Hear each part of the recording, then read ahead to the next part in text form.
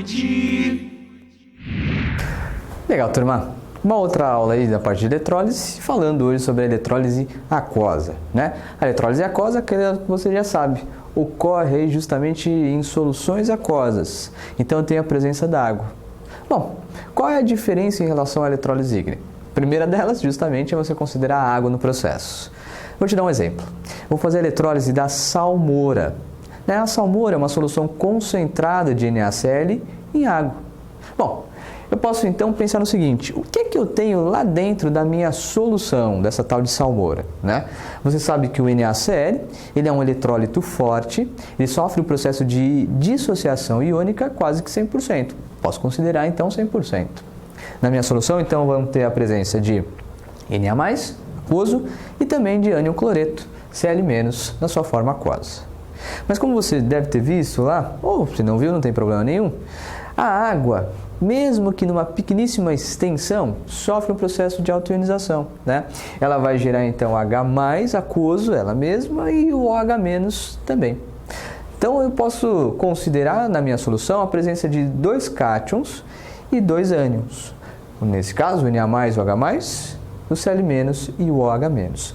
Então tudo isso aqui é o que eu tenho lá em solução, na minha solução aquosa. Beleza, vamos lá então para a nossa cuba eletrolítica, né? Como você já conhece aqui, eu faço sempre o desenho para facilitar a nossa vida. 2 eletrodos inertes, como eu sou muito rico, eu vou colocar o de platina, né? Ou não? Tenho a minha fonte de tensão, está lá descrita como a física gosta de escrever, polo menor, um polo maior, polinho, polão, negativo e positivo. Bom, como nós fizemos lá na eletrólise ígnea, você sabe que então, olha lá, fio, se aqui é fio, lá é polo negativo, o meu eletrodo aqui está carregado negativamente. Do outro lado, se ali é polo positivo, fio, fio, fio, fio, lá o meu eletrodo está carregado positivamente. Mas a grande diferença é o seguinte: quem é que vai ser atraído pelo polo negativo? É o Na+ ou é o H+? E pelo polo negativo, lá, aliás, positivo, é o Cl- ou é o OH-? Os dois serão atraídos? Um só? Como é que eu decido? Na verdade, turma, um só dos cátions e um só dos ânions é que serão atraídos, né? O outro vai ficar justamente em solução. Nesse caso, então, vamos observar o que a gente chama de potencial de descarga, a capacidade dele perder a sua carga, de se descarregar. O que era positivo fica sem carga, o que era negativo também fica sem carga. O potencial, a capacidade de descarga, né? Para cátions e para ânions, eu tenho uma fila. Perceba, note que essa fila está em ordem crescente, né? Aqui justamente da esquerda para a direita, ela está em ordem crescente de potencial ou de capacidade. Para os cátions, eu vou determinar assim, ó, cátions da família 1A, da família 2A ou então alumínio 3+, são eles que possuem as menores capacidades justamente de entrarem no processo de eletrólise. Desculpa, deu uma engasgadinha. No processo de eletrólise, né? Nesse caso, eles serão de menor prioridade. E em relação ao H+, perceba que o H+, ele fica no meio do caminho ali, né? Um divisor d'águas. Está aqui dividindo o que tem menor capacidade para aqueles que possuem as maiores capacidades, os maiores potenciais, né? Então, H+ no meio do caminho, os demais cátions, principalmente cátions de metais nobres, são eles que possuem as maiores capacidades, né, de reagirem em relação aos cátions. Bom, tem um detalhezinho que o pessoal fala assim: como é que é a fila de reatividade ou potencial de descarga para os cátions? É o tal do au-au-au. Au-au-au? Pô, que estranho. É au-au-au. Família 1A, 2A e alumínio 3+. Pois é estranho. Já viu isso aí, Vini? Já ouviu falar? Não, o Vini está aqui atrás da câmera, né?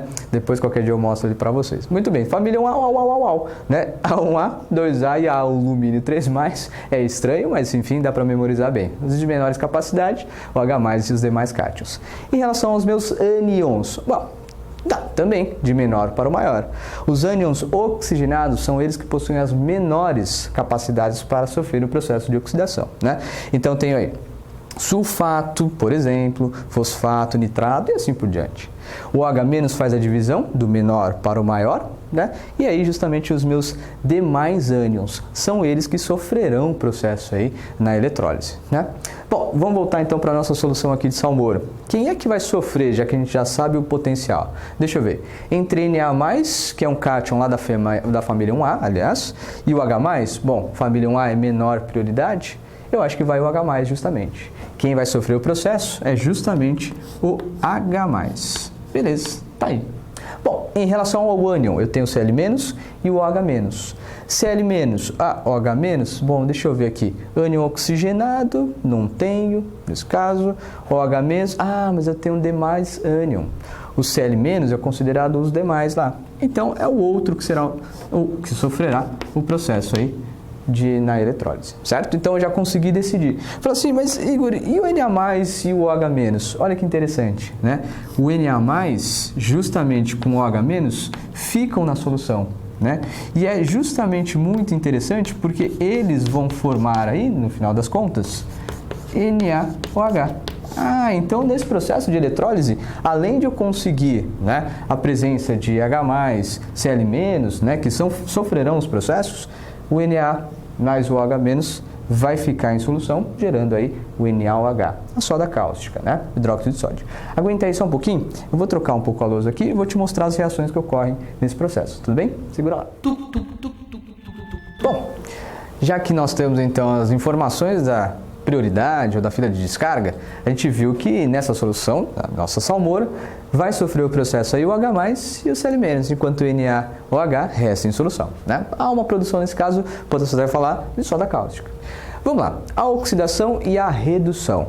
Deixa eu ver, nesse caso, eu já coloquei os detalhes aqui, o polo positivo vai atrair o Cl- e você sabe lá, né, que aquela bateria ou aquela fonte de tensão serve justamente para puxar o elétron de onde ele não quer sair, aliás, para onde ele não quer ir. Olha lá, certo? Então eu consigo verificar uma coisa, é o Cl- que vai perder elétron. Perder elétron é um processo de oxidação. Então vamos lá, Cl- vai perder o seu elétron, né? Então tá aqui, já vou colocar o elétron e vou colocar o Cl junto. Mas Igor, você está fazendo coisa errada aí, né? Cl sozinho na natureza eu não consigo encontrar. Eu consigo, na verdade, encontrar o Cl2. Agora sim está ficando mais correta a nossa equação. Não tem problema, vamos acertar lá. Ó. 2 Cl saíram, então faz 2 Cl entrando. Verifica as cargas agora, né? Nos reagentes são 2 cargas negativas, então eu vou precisar lá no produto também de 2 cargas negativas. Acerta aí pelos elétrons. Bom, em relação à redução, olha lá, o H+ está recebendo o elétron. Olha pelo desenho, o elétron está chegando aqui no meu eletrodo de platina e está sendo recebido pelo H+. Então vamos lá, o H+ recebe aí exatamente um elétron. Mas espera aí, se ele receber um elétron, Igor, ele vai ficar na sua forma de H. E H não existe na natureza, sozinho assim não. Eu sei em grande verdade que ele existe na forma de uma substância simples, H2. Pois é. Então vamos acertar esse negócio. Ó, 2 hidrogênios saíram, faz 2 hidrogênios na forma de H+ entrando, né? Se no meu produto eu consigo observar que é 0 em relação às cargas, né? Ó, H2, nulo, né? Carga 0, não, 0. Então eu vou precisar ter 0 de cargas também no meu reagente.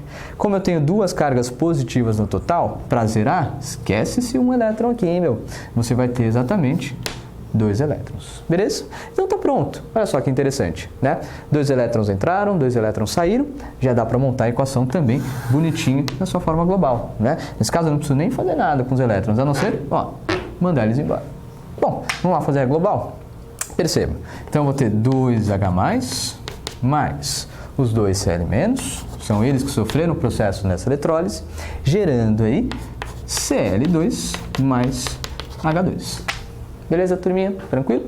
Bom, essa é uma reação particularmente muito interessante que é vinda lá das indústrias chamadas de cloroálcalis, né? Cloro, porque ele vai formar justamente o gás cloro, serve aí para uma infinidade de reações químicas, principalmente na manufatura de plásticos, e também aí os álcalis, na verdade a formação do hidróxido de sódio na soda cáustica. Tudo bem?